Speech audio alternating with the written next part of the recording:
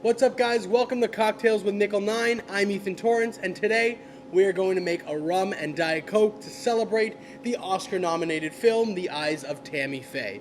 So, this is definitely the most simple cocktail of our Oscar cocktail lineup. So you're going to start with a glass of ice. This is my favorite part. You're going to grab some Island Diaz Spiced Rum, because rum and Coke, that's perfect.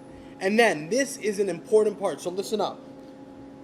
Diet Coke. Only Diet Coke for this.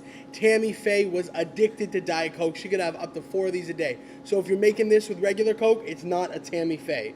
So, you're going to start 2 ounces of Island Diaz Spiced Rum. I'm going to pour that right in. Very simple. Just pour your Diet Coke right in as well. And then, as you have a sip, cheers.